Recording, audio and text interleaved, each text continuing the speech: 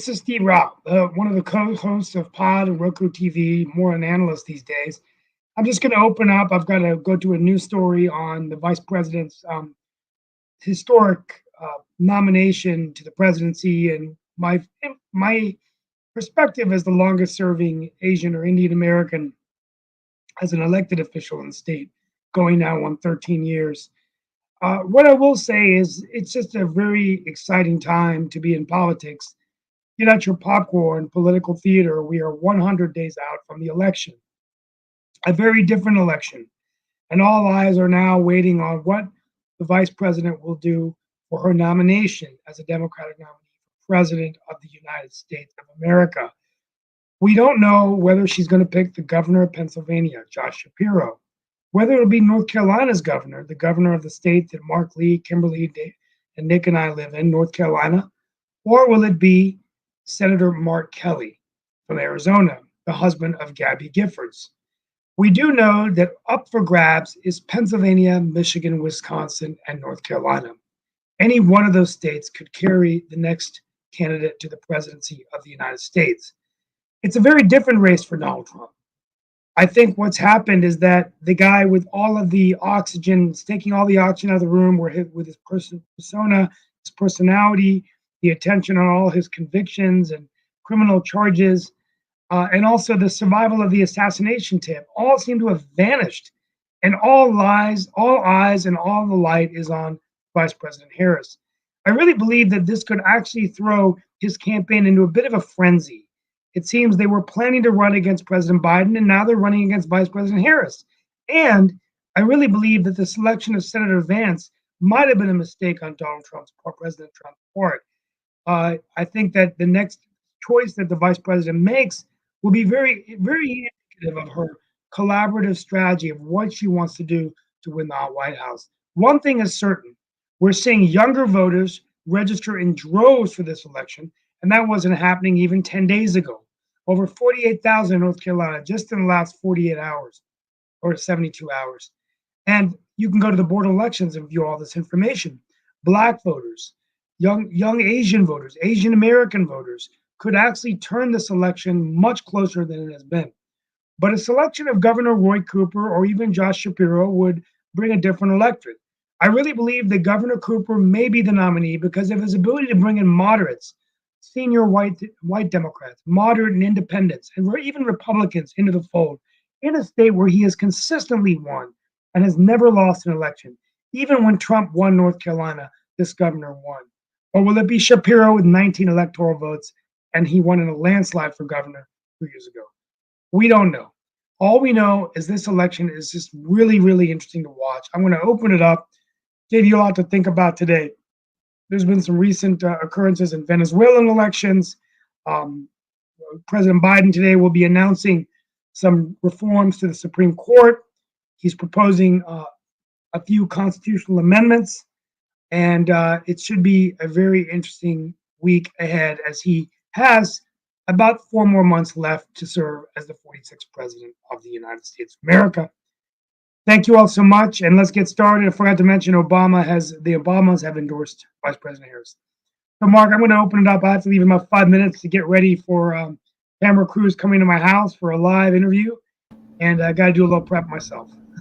No problem. Rep is always a good thing when you got camera crews coming. We've got Rick Rosner, we've got Dan Worthington, and I think we've got Lee Rhodes in the background, and all along those lines. We'll see who else joins us, and all in that space. Like you said, there's been a number of things going on in the world. I know that there was promises of retaliation after the attacking Israel on a soccer game, and all along those lines. So that is going on in the news as well, and definitely there is promises of retaliation. I believe this one is against Hezbollah, since that is who is claiming, I believe, responsibility for that particular attack. And of course, and the Olympics, tremendous Olympics, right? I mean, it's a Go Team USA. I saw the swimming, and I'm gonna talk about Olympics tomorrow.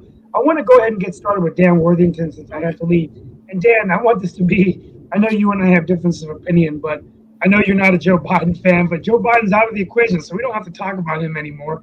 But Dan, you're a Republican, more of a conservative voice. You bring a good perspective, but aren't you concerned about election of vice president. I mean, I really feel like this decision, don't you think, was made assuming the run was against Biden? But don't you think that it's, that Trump is looking at the decision saying he might have been better going with a Rubio, he might have been better going off with Ambassador Haley, which I think would have sealed the deal for him, or made it, not as much of a, issue as it is here. What are your thoughts on that? You're on mute. First, let's go back to Vice President Harris, and it's interesting to see the media and others trying to whitewash everything about her that is a negative. So she has the most liberal voting record in the Senate. She was backing all kinds of crazy stuff, and she can't run away from that. She's responsible, like Biden was, with this terrible economy that most Americans are feeling the pain of that economy and the cost of groceries and gas and everything else. It was absolutely horrible, the kinds of situations Americans, middle Americans particularly, are facing, small businesses, others. The regulations imposed by this White House in retaliation for small businesses and other groups around the country. The policies that have been so horrible to the American people, the open borders. They're trying to say she was not the border czar. Well, she was appointed the border czar, and we heard it on multiple channels and multiple media. She literally did nothing to help respect the border, and never visited the border. I mean, this is really a do nothing vice president. This is a do nothing, but the media is behind her. They're supporting her. Now, with respect to Vance, I think that Trump could have had a better selection. At this point, he would be better off with probably Nikki Haley. Because here's my point. But Dan, here's my point. You do have some good points about Vice President Harris. I mean, I think the difference in this case is that, unlike Obama, and I'm a moderate Democrat, but I'm wearing my hat as an analyst today. We forget, if you go back, I know you're not a Joe Biden fan, but he did pick a senator. Obama picked a senator with more experience, right? Here's the problem that I have, right? Trump may have more experience than Vice President Harris, but let's say something were happen to President Trump.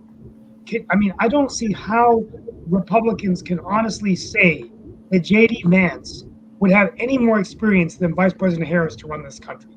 He wrote a book. He was in a movie. He's been a senator for 2 years. He has no experience. Just like her. So she has no experience either. Yeah. So what are we going to do then? What is the country going to do? Okay. I mean, Trump put us in this position. He's 78 years old. So someone tried to shoot him. He may not even. He may die before his term is up. It could happen. You're right. So what I'm thinking is J.D. Vance would be no worse than Kamala Harris, except the other side of the coin, right?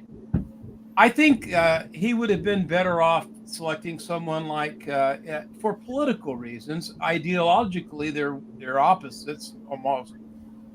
Is Governor Haley, right? Because politically that would pull in more folks, and she's a woman, and she's a woman of color. Of at least Indian ancestry. So that would have been a smart move, I think. Plus, she's pretty sharp, right? I mean, and J.D. Vance insulted the president just as badly as she did. It would have been smarter to do that. I think people would have been able to tolerate a Haley more than a President Vance. But, we really can't tolerate a President Harris. The country can't deal with that. 4 years of that would be a disaster. 4 years of Biden would have been a disaster. She's worse, more far left than Biden, right? And so why go there? Why are people lining up against her? I mean, she's got the drag queens on her side. That's good. By the way, I want to talk about the Olympics and the opening ceremony. How sacrilegious was that? How offensive was that to Christians and believers in Christ? I cannot believe the offense. And you know, the Olympic Committee either was clueless or this was absolutely deliberate on their part. So that's what I have to say right now. Thanks for letting me talk. I believe the French have apologized for making fun of the Last Supper. The French have a thing called, I think, épouter le bourgeois, which is it's French for freak out the middle class. Obviously, they were trying to do that, and it was pretty obnoxious. Yeah.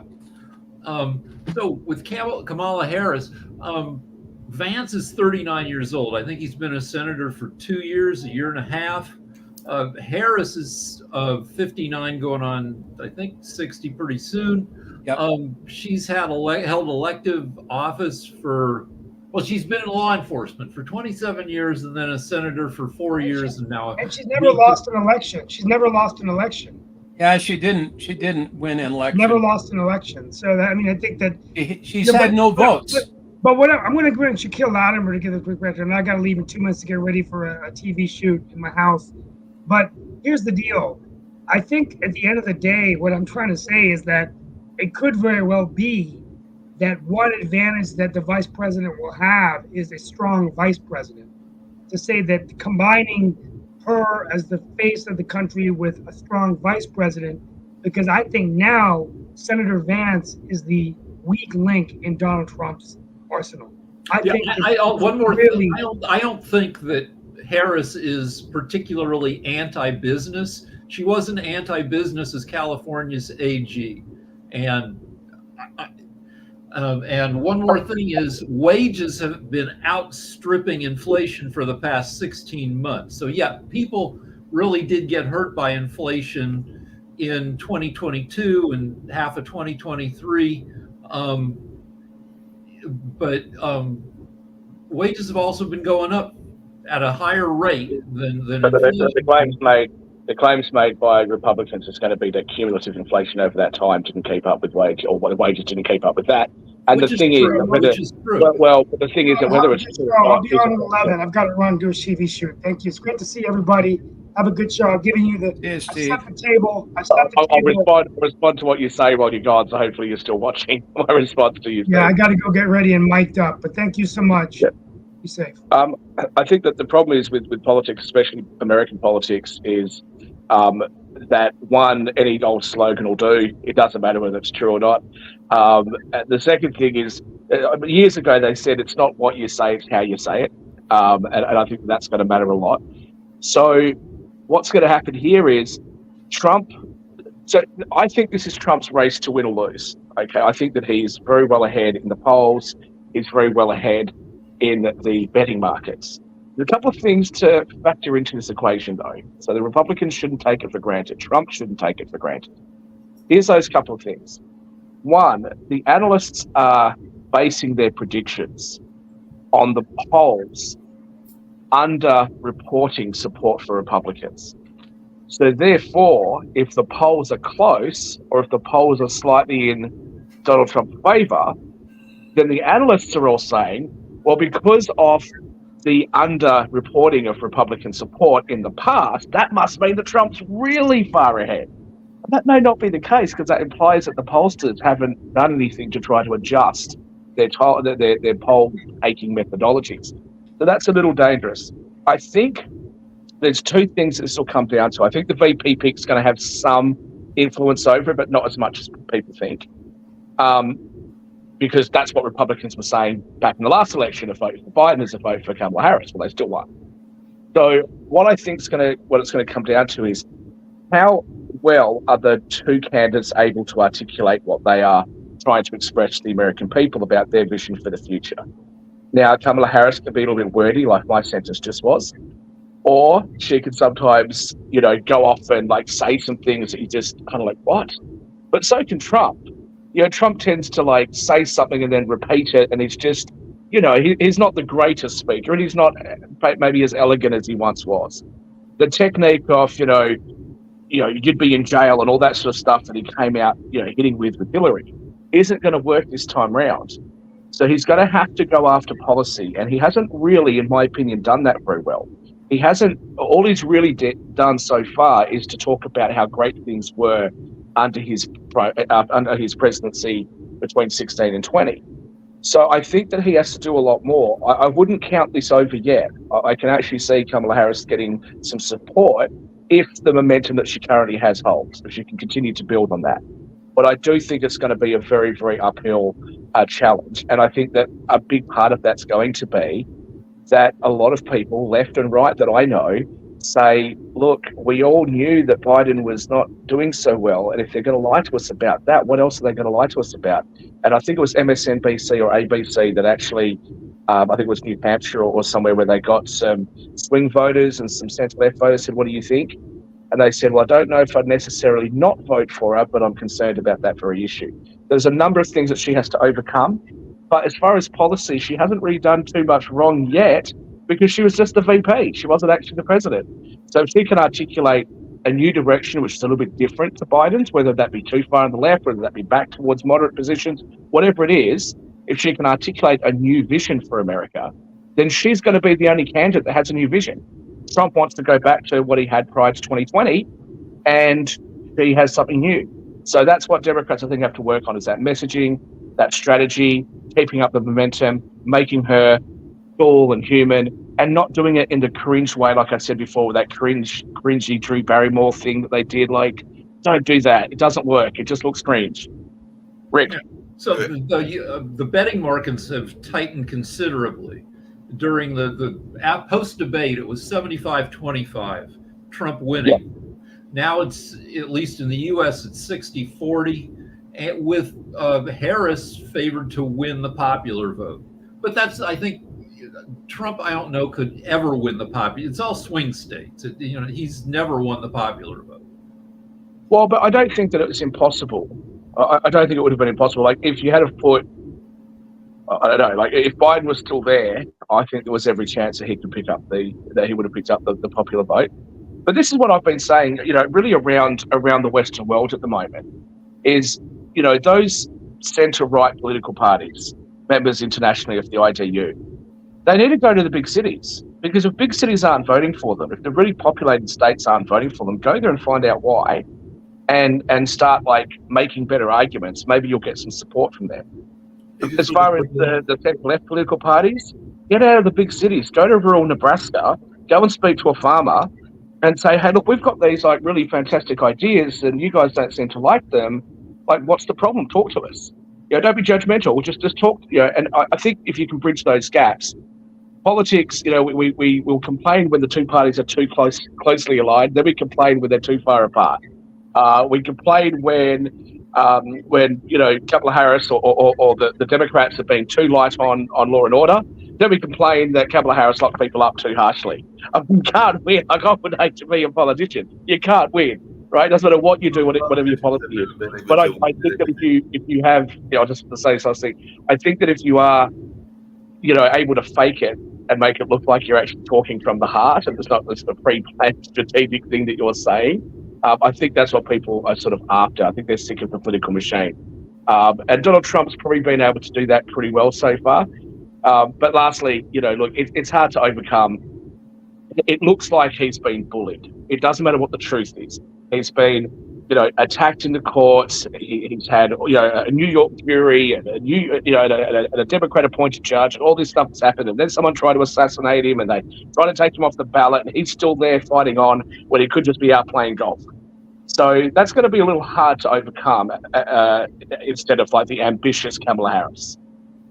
Yeah, well, there's a lot of people that are wondering about that, because apparently she's got some surges. I think later on today there's supposed to be a group, and I think I had mentioned this on Rick's show earlier this morning and everything, that is supposed to be, because the Karens for Kamala came out yesterday, which is basically white women for Kamala, and now it's supposed to be a group of a big Zoom, and I think that broke the Zoom record and everything, the amount of women. Did you say Karens? And everything. Karens for Kamala. It's white women making fun of themselves. Right. Oh, yeah, how racist that is. Who thinks that's a good idea? Seriously, I think it is. It's funny. Yeah. I'm here, and I've asked to speak to the manager. You know, I've got this easy care, short bobby kind of haircut. You know, I'm a Karen. So, and self-identifying of it. around the English-speaking world at the moment, the name Karen has been given to young baby girls less, like over the last couple of years than any other time in history or something. Like, I don't think this is going to work. This is going to backfire. But Well, you know, sorry, go. It's just one campaign thing. And we got 99 days to go, so it's just one campaign thing out of like dozens and hundreds of There'll be a campaigns. lot of other campaign things, and I know that there was supposed to be a call today that is supposed to be, I want to say, the white man for Kamala, and all along those lines. And I know that her husband, who is definitely very much behind her, has been trying to show his support. And Yeah, they should have done the same thing. They should have called it crackers for Kamala, or honkies for crackers. Sounds better because of alliteration. Honkies for Harris. Yeah, oh, there you go. There you go. But the thing is that neither Haven't crackers seen- nor honkies, not neither crackers nor African-American. honkies are going to be on her side, right? But hey, Kimberly, Well, did but anyone she- notice that? Hi, good morning, everyone. That they broke records with Zoom calls going out and raising money from the minute they made the announcement. Over 160,000 people made an appearance on one of the Zoom calls. They had White Women for Freedom kind of program. Another one, over 60,000. I mean, the Zoom calls were tremendous. I think she raised over $120 million. It's very exciting to see people excited again. Over 170,000 people in a few days has volunteered to help work with her. They can barely manage they can manage it, but I mean, it's just, they didn't expect such an overwhelming welcome. And the youth, oh my God, they are standing up and just going, finally, somebody that has youth and energy and our freedom in their minds, because she is going to be all about uniting and our freedoms. And that's what's most important. That's, going to be, I think, her biggest part of her campaign is our rights to freedom and uniting people. So I think this is going to be good. I've seen, the opposition kind of take a deep breath and go, oh my God. And, I'll just say, you know what, you should be careful what you wish for. You kept pushing, get rid of Biden, and they did. So, yes. Well, like Trump. What did they keep saying? They kept saying, hey, push Biden out because, it'd be even better with Kamala because no one likes her. Whoops. That was a bit of a miscalculation, wasn't it, guys? So, but you're right. She can talk about things. And what I would say, She's eloquent compared to her opponent. Oh my God. And she's so educated. She is just so very well educated. If you take an issue like, for example, abortion, right? Now that's an issue that, well, people have to pick a lane on this issue, but even those people that were sort of saying, yeah, look, I think maybe it should have some restrictions about it, once they started going after IVF treatments, they started to come back towards or actually maybe this has gone too far. So if she can come out there and make more of an argument about not just this being a matter of right, but look at how poorly thought out the Republican viewpoint is on this issue, that could actually bring a lot more people back to her. So she definitely has abortion there on her side. There's a lot of gaslighting. There's a lot of gaslighting misinformation. Trump gets up there, they're murdering babies after they're born. And it's, less than 1% of the women have to make that unfortunate decision to whether they have to, keep a baby on life support. Sometimes, they didn't expect so many problems, but less than 1%. And it's kind of like they're gaslighting of the border situation. They keep, gaslighting the situation, that a few people have been, and I'm not downplaying it, but, raped or abused or even murdered, when we've got 12 million women and children every year being abused, raped, fatal ending stories by American men. I don't see them gaslighting that. That's 12 million versus, I'm sorry to say, but not that many from immigrants. So I would like to say, let's look at the real problems, the real issues. Stop gaslighting, misleading information to generate your campaigns with. It's just stupid. It's loony. It's stupid and loony and wrong, because we need to stop gaslighting, misinformation, get the real information out there, and then say this is how we're going to deal with it. And I agree. So You know there's that not, so there's not a fentanyl problem. There is a Not a fentanyl fentanyl problem, but it's there not is a connected to fentanyl migrants. problem. There is a Yeah, it fentanyl is, actually. problem. There is an Uh, opioid problem, Nine- but there This is. is 91%. this is why it's a problem. 91% of the people caught bringing fentanyl into the country through checkpoints, which is where you bring it in, were American. You know, the American. migrants are not Not border people, American. And yeah, I love the fact that Josh Stein made a deal with China to stop manufacturing and sending it here. It is used for medicinal purposes and within the hospitals. And, you know, majority of the people are getting it through those kind of, you know, illegal means that way, not over the border. So, Yeah, and there have been they some. are. John Oliver, the comedian, 8 days ago did a whole half hour on the issue of migrant crime and showing how it's BS that Texas keeps records. very BS. Migrants have a crime rate that's 45%, less than half of native-born Texans. Overall, crime over crime, 23 to year over year. 23 to 24, violent crime in America is down 20%, murder down 26%. All the people that John Oliver showed, that Fox has been showing, the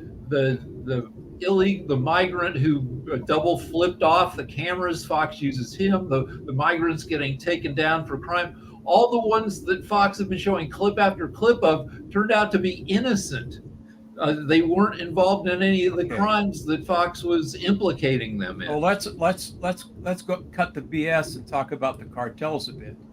All right, Cartels are actually manipulating the immigrants and putting them over the border to work for them. Because they don't have the money to pay the cartels. When haven't they done that? Yeah. They've been around a long time. And Well, they've been I doing know, it for years. but it's happening more and more, Kimberly, and that's where the drugs are coming across. That's where the prostitution and other things are happening.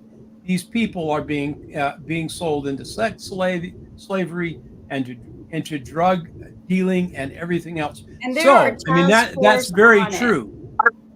And you guys are ignoring it, whitewashing it. Oh, they're not involved in crime. You know, it's interesting. Statistics. We're not whitewashing are it. We're saying that there's task force taking care of it. It is getting taken care of. It's just that there are people who are misleading with misinformation. It's kind of like where they were saying Kamala didn't do anything with immigration. She did a lot, actually. She capped how many people can come in for amnesty type situations. You know, she pushed for better process. You know, there are a lot of things that people didn't pay attention to, and you got loudmouths who haven't been there for 4 years, gaslighting situations that don't exist. So I think we need to get the basis. Let's hold on. We need to get Let's the hold on. basis. So And there then is. you have the Republicans who kept wanting to go over to the border, paying to go over there, but they weren't doing anything. So they were all going over, I guess, for a party. I don't know. But the Democrats are going, no, we don't need to keep going there. What we need to do is sit now down you're and discuss gaslighting. strategy. Now you're gaslighting. That's not gaslighting. Yeah, That's it not In gaslighting. the comments, Lee That's Rose speculating. Lee, Oh, I you're gaslighting. cited migrant versus native-born crime rates. He says that only applies to people who've been caught. That is correct. People convicted of crimes, and he said, yeah, migrants might be getting away with stuff, but so might native. But then so do wealthy people. Wealthy people get away with a lot of crimes, so they've got better lawyers. I mean, so there's lots of disparities out there. I want to say this: when I look at politics, and again, it's not just in your country. What I tend to see is that you may have a party that you like, but it seems like it's more prevalent in America that when you like a party, it's hard for people to accept the criticism of things.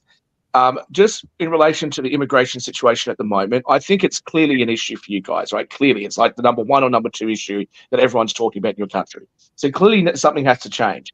Now, I'm loath to go defending Kamala Harris because I don't necessarily agree with a lot of her political positions or policy positions. However, whether she was the border czar or not, we're going to split that hair. If the president has decided to remove the orders that Donald Trump laid down, she is in no position as the VP to do anything about it. So she's just got to do what she can do with the cards that she's been dealt. And if any of us know about politics, we know that the VP often has to take the criticism in order to support the president. So I'll let her off a little bit on that. But what I think that she does need to do is she needs to come out and say something about her plan on how to deal with issues that people are talking about. So with inflation and cost of living, everybody just sit down and listen. She is. Yeah, that's fine. I know she is. But when she comes out and gives her speech and stuff, don't just pretend like it's not happening, or don't just pretend that the crime rates and immigrants are overblown or that, because that's not going to win over the people that are currently blaming you for that stuff, right? And just saying it wasn't me isn't going to win them over. So recognise there's people don't even like to do that. What you're going to do about it, and make sure that what you're going to do about it sounds more compelling than what Donald Trump says he's going to do about it. Because Donald Trump can't even answer the question. Donald Trump, you said you're going to go on the biggest mass deportation plan that America has ever had. Cool. How are you going to do that? He couldn't answer. He was asked like 2 or 3 times by the CNN guys in the debate, and he just didn't answer. Well, he says he won't answer because that's his secret. But, and the other thing that has been very disturbing and concerning to many millions and millions of people right now is that he keeps saying he's going to come in and fix everything so that we don't ever have to vote again. I have a problem with that. I have a very big problem with the democracy behind that statement. And that's very concerning when you're out there pitching that you're going to take over and you're going to do so much to the system that we'll never get to vote again. I have a problem with that statement. I haven't heard the statement. That doesn't. Anyone who doesn't is very concerning to me as well. I have never heard the statement. It's probably taken out of context. No, I've heard it. I've heard it 5 times this weekend because the first time I heard it was when it was live. And I'm like, he did not just say that. So then I had to wait for videos to come back to where I could play it back. It was not, I don't listen to the news. Okay. I go out and I listen to the real events going on. I sit and listen to hours and hours and hours of the real events until my ears hurt. Right. To clarify, he said to all my beautiful Christians, come out and vote for me now, and you'll never have to vote again. He said, I will fix it. I will fix things, and you will never have to vote again. So, well, look, I don't know. I don't know what there was something he mumbled in there, like I'm a Christian. I don't know. I couldn't quite catch the mumble that he did about him being a Christian. I don't know. That one was weird. That's why I had to play it back. Trouble with covering. It's like when everyone says that Trump says he wants to be a dictator and all this sort of stuff, right? Clearly being taken out of context, stuff like that. So, I'd want to watch the whole thing. Go listen to it. Don't sit there and say I took it out of context. I listened to the real videos. I didn't listen. I never said that you took it out of context. I just cutting things or MNBC cutting things. I listened to it. I never accused you of taking it out of context. I just said I don't know. I haven't heard it. But I'm just saying the trouble with all the stuff I listened to. Then come back and tell me what you think. The trouble with covering Trump is that he says so much outrageous stuff that you don't know whether he's kidding or not, and the media gets, do you cover something like that, or do you just say it's more BS? And either way, no, you just don't cover it. You just play the video. You just play the event. That's all you have to do. Just play the event. Don't copy paste things. Just listen to the full events. I think that's all they need to do now. I think they need to just put the full events up, let people play, and let people make their own mind. Remember when Rachel Maddow and the guys at MSNBC, Donald Trump was going to deliver some sort of speech? I don't watch them, so I have no idea. I have no idea. I don't watch them. Okay, you may not, but if we can just remember the event, where she said, we're not going to even broadcast this because we don't want to give them a platform. So we'll watch it, then we'll tell you what happened. That's the sort of thing that I think is going to make a lot of people go, hang on a minute, right? It doesn't help. It makes people distrust the media more. It makes people distrust government. I do want to just make a comment on the back of Dan's comments when I started. When we started, which was about the Olympic opening ceremony. Like, I don't know what they were trying to achieve. I'm not like a deeply religious person. I believe in God, but the institution of church and stuff like that is just very corrupted, I think. But what was even the purpose of that? And I think that what's the most offensive about it. Well, do y'all know anything about history and art? Do you know anything about history and art? Because the Christians took it. Because the Christians banned so many books and they forced 10 commandments on us rather than reading history, studying art, understanding everything. It was based on some Greek gods from the Greek mythology. If you look back in history, Jesus Christ wasn't the only one who had the Last Supper table set before them. Lots of very similarities, but it was all based on the Greek mythologies and their dinners and their parties with the Greek gods.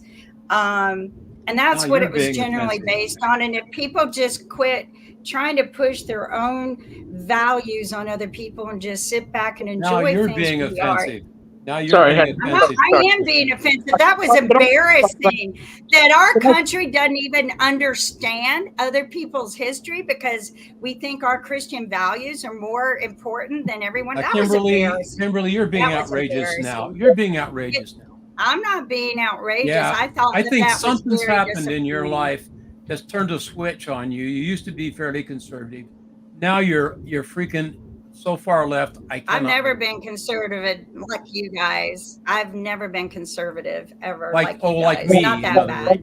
But I will say, okay, Shaq, what did you think it was? Did you follow the crowd and go, oh my God, that was horrible? Or did you look back in history and realize that all of this was just art based on Greek mythology? Did anyone do that, or did everyone leap to conclusion? I didn't see it live, but I looked at pictures and I thought this can't be the Last Supper because the Last Supper had Jesus plus 12 apostles. There were 18 drag queens up there. That's too many for the Last Supper. But then I looked at it again, and they've since apologized. The Olympics. Well, they apologized because everyone took offense to their own history. Yeah, but they really were trying to hit the Last Supper. It's very embarrassing. And there was somebody did a screen grab, and one of the drag queen's testicles had fallen out of his pants. And if you look quick, everybody wants to insult and shame so much. Nobody wants to take a focus on the reality of what's really going on. It's all about them and their religion instead of what is really going on. And I think if everybody stood back or maybe read their booklets and pamphlets, and they would have realized what it was all about rather than just looking up and going, oh my God. But people, I don't think France was going out of their way to insult any religions to begin with. And I think that's the problem today. Everybody wants to be a victim of an insult rather than just taking a look at what, and I kept saying, it's just art, people. It's just art. Just enjoy it. It wasn't art. Heavy metal concert. I'm not a big heavy metal fan, but I looked at the artwork and the Maria Antoinette images and what they were depicting was just art. And I mean, if you get into the art world a little bit, and I traveled over there 2 years ago, I was over there and I'm like, wow, I wish I were there now to see all of this art.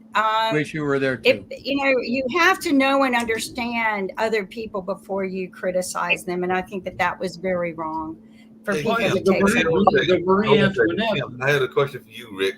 Hold on one sec. I have to go because I'm helping Nick, but go ahead. France was making fun of its own history with the Marie Antoinette thing. We cut this lady's head off, so they had a lady holding her head, and the head was singing, which was pretty cool. But I had a quick question for you. I thought it was cool. And I thought that the river woman, floating down the river and, the people hanging from the spikes, that's another part of history that I think a lot of people don't know. In fact, we were sitting and talking about all the historical factors and art factors that was being deployed. When we were watching it, my friends and I, we were like, wow, that is just unbelievably beautiful. But you have to know history. And I mean, if we continue banning books the way the Christians want to, our kids will never know what other countries are all about. And that's very disturbing to me. But I'm going to unfortunately have to go. But thanks, everyone. But I got to go help Nick. I'll talk to you guys later. You got to go do the economic All right, show. Mark, you had a question. Yeah. Hang on. Stop. Jack was talking. Because I haven't been talking that much. I had a quick question for Rick. Hold on. I had a quick question for Rick and everything. Because it's my understanding that this gentleman that put together the Olympic tribute and the Olympic opening ceremony, and he might even be doing the closing ceremony. This has been one of his dream jobs all along, and he was definitely a French pioneer in the art world and all in that space.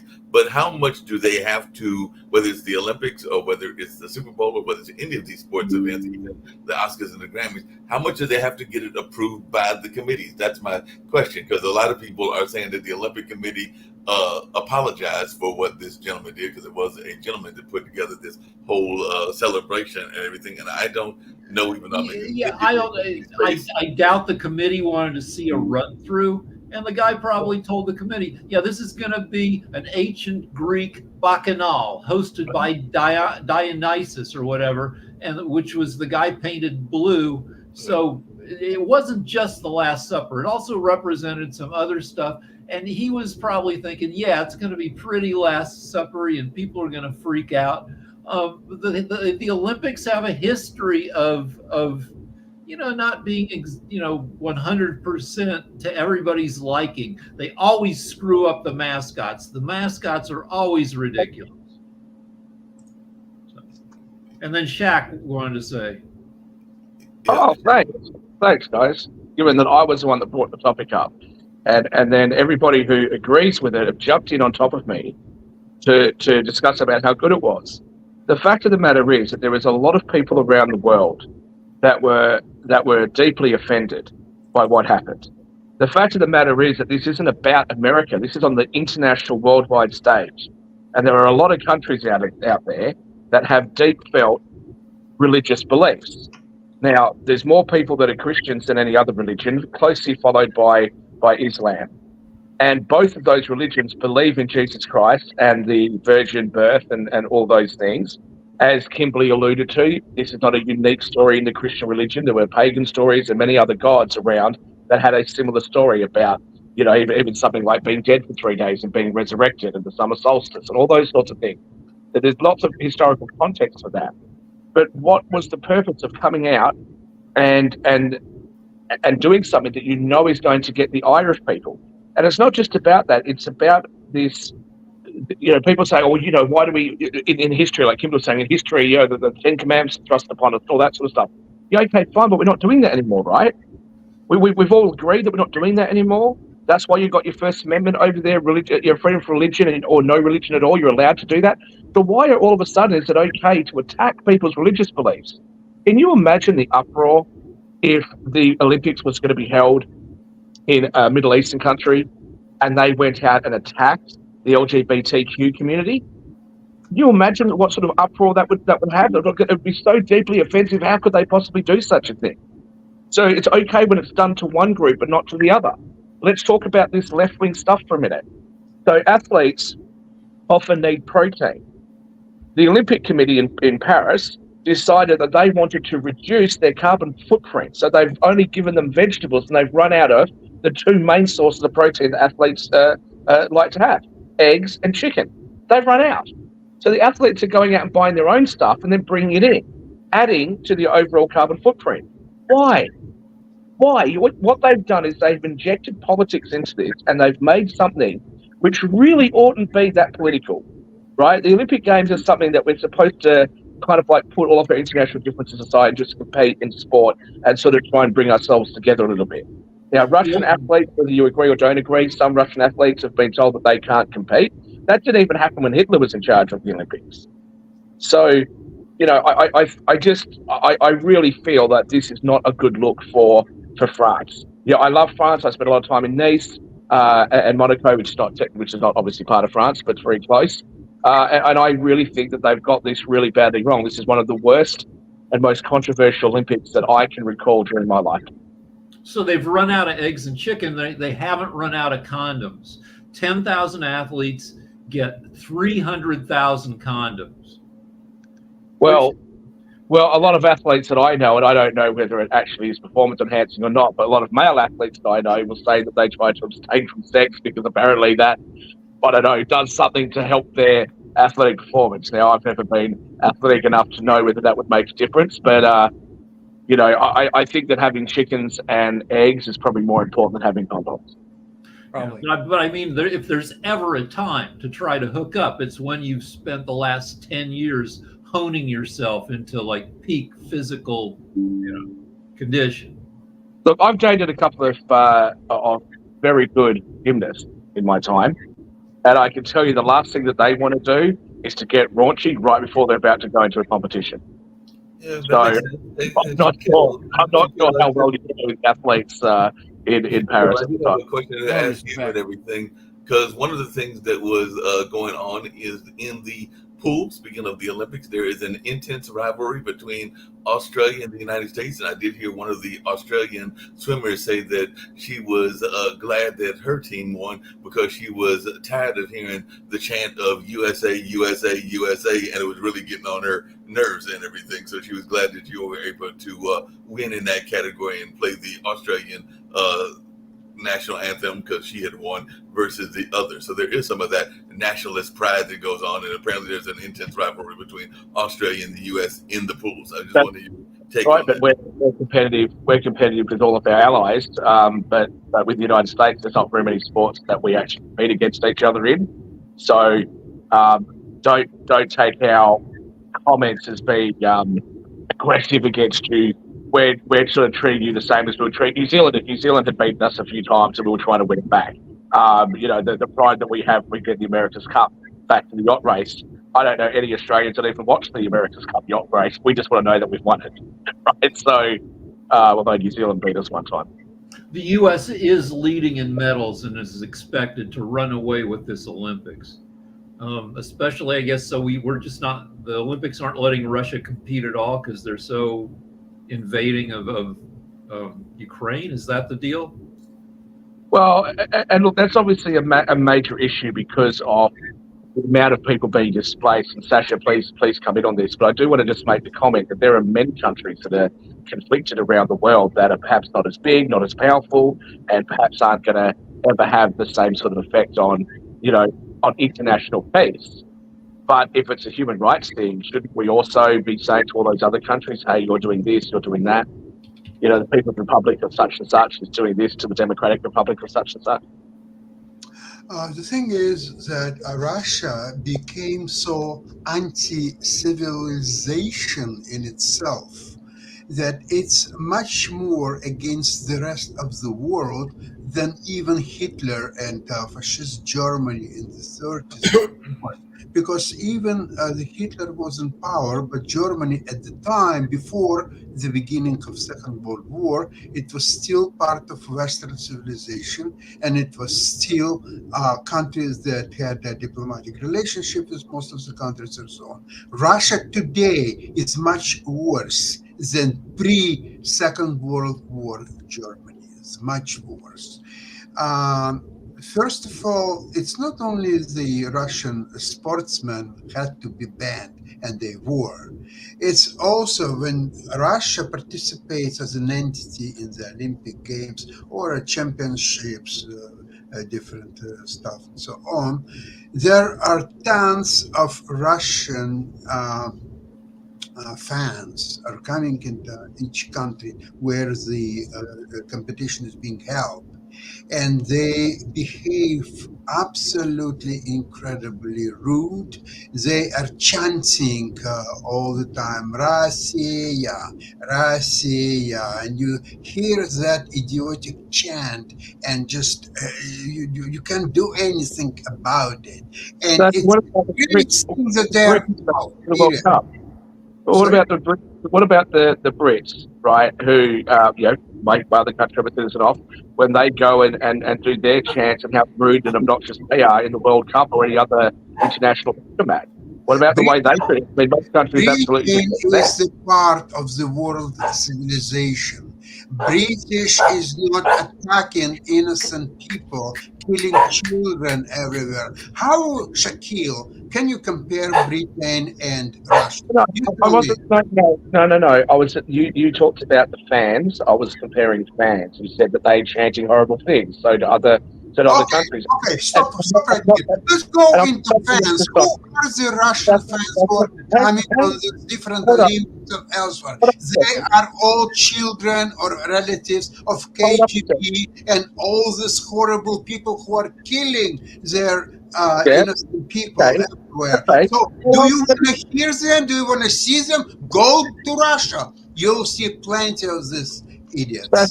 Sasha, I'm not saying this is my view that I'm supporting Russia. You know that I don't. So say your view. I don't need anybody's view coming out of your mouth. Say Sasha, your view, Shaquille. What I'm saying, I said in an international sporting event like this, the reasons that you've just given, I'm not sure. We've never seen that happen before. Not that I'm aware of in my lifetime. Have I seen a country? Okay, so you want to see Russian sportsmen? You want to see Russian fans chanting Russia, Russia? Okay, that's your point of view. You're entitled. I said I'm not sure that's what we want to be doing. And I didn't what say are that. you talking about? Okay, why are you polluting the air with somebody's views? Tell me your own views, Shaquille. Stop hiding behind something. Sasha, I don't know. I don't know what should happen with the Olympics. You've obviously got a clear view, but don't shoot me down because I'm questioning it.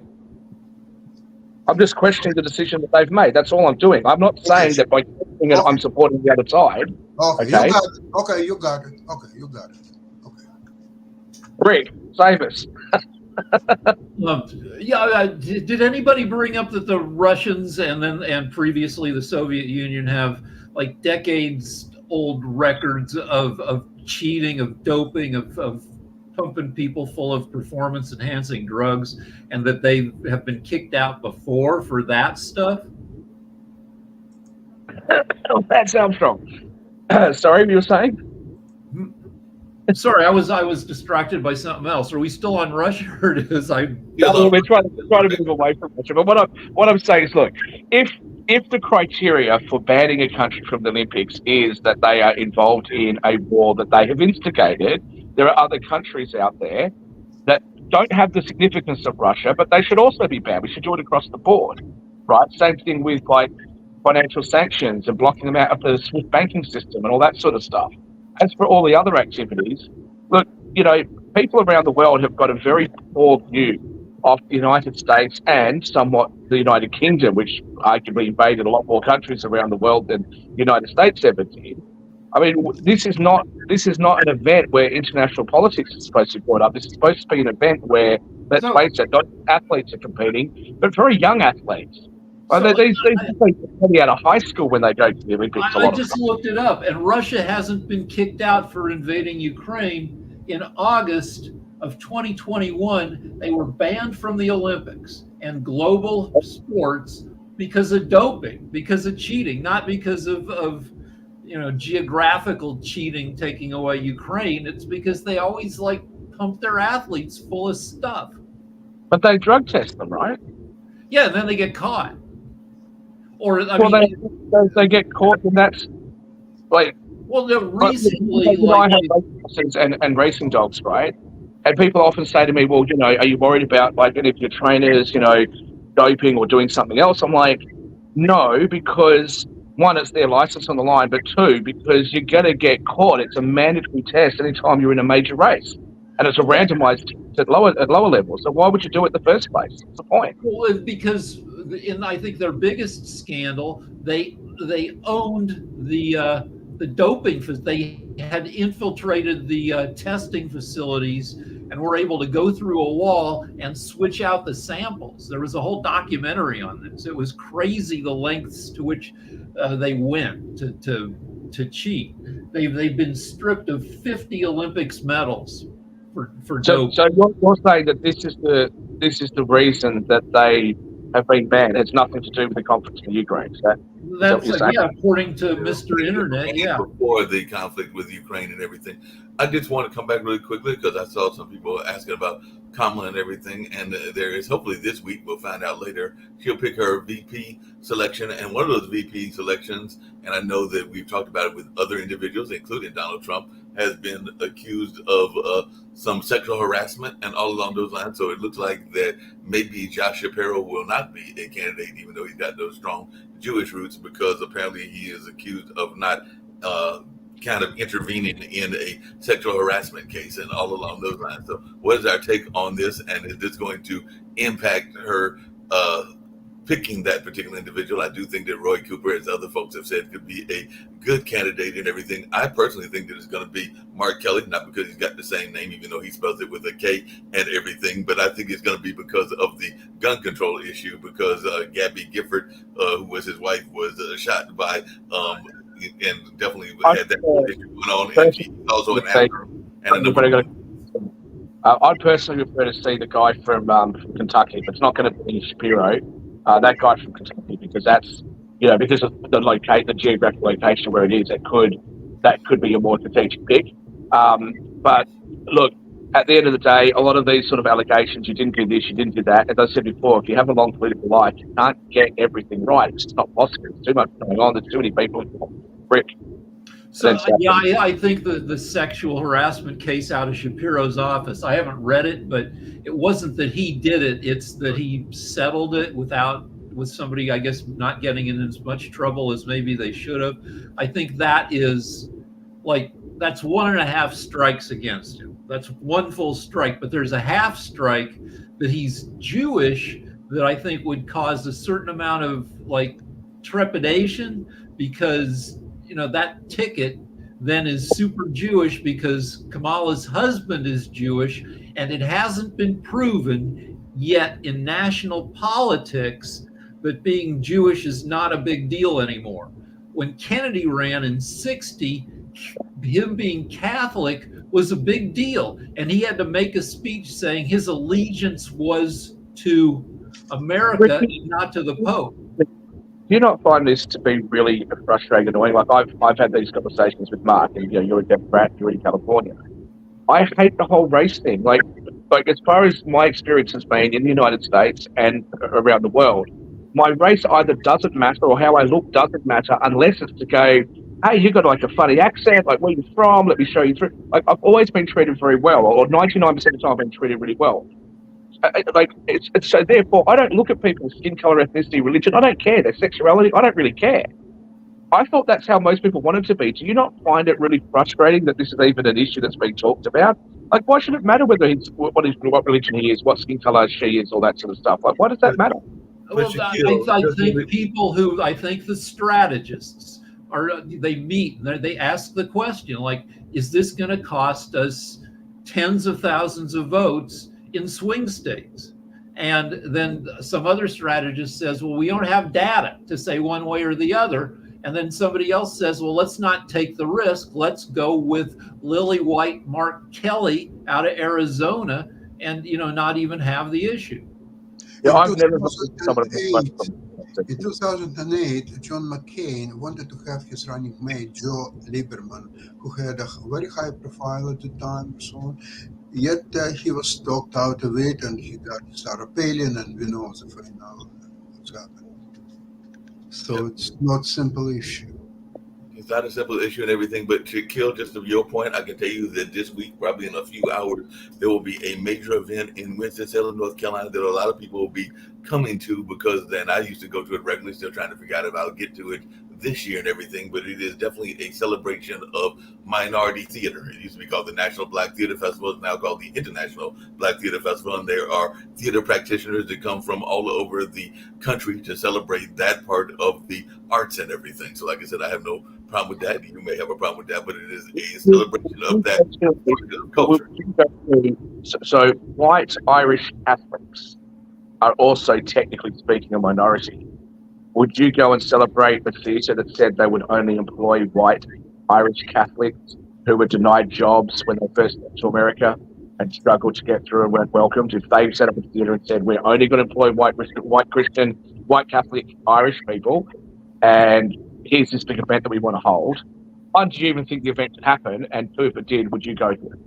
Well, like I said, this is an event that celebrated the fact that there was a very big theater community out of New York that was feeling like they were being lost and were not being celebrated enough. And a number of those folks have gone into what is called the ancestral grounds and everything. But there are a number of people that are still involved. I mean, Petrie Bird, who I go and see regularly, comes to that every time. And he's the bailiff for Judge Judy and everything. So it's a celebration of the theater world. And a number of people from various cultures come to it. It's one of the biggest attended events. North Carolina. We have to get to economics. We're getting ready to go to economics.